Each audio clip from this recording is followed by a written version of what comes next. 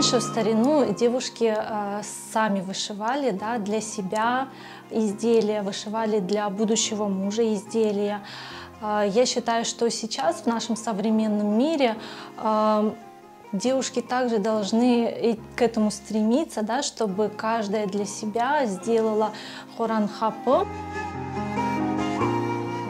Это мой самый первый хоран хапы, который я вышила для себя целенаправленно, чтобы внести его в новую семью. Я здесь изобразила, какую я хочу видеть в будущем свою семью. Тюльпаны, мужские символы, то есть глава семьи муж, жена и, соответственно, дети, мальчики, бадемы, девочки. Да? По краям я изобразила, это у нас треугольники, колючки, то есть как бы по бокам это защита.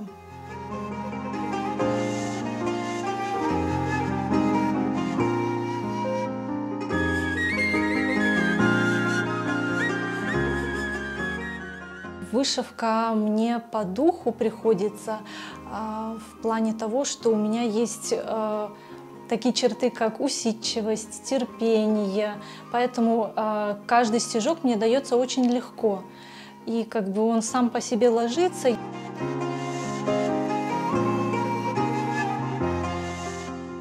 Хотела показать, насколько прекрасен крымско-татарский орнамент, насколько интересны элементы, узоры. Так как я придерживаюсь, как уже говорила, старинных орнаментов, то как бы хотела бы внести в современность.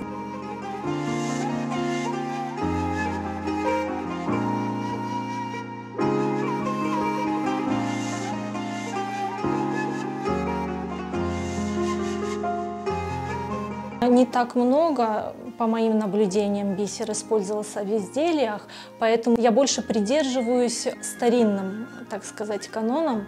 Вот. И прежде чем, чтобы делать какую-то работу, я смотрю, пересматриваю старые фотографии, как вышивали наши биташки. Вот на данном фесе вышивка сделана полностью с помощью крючка.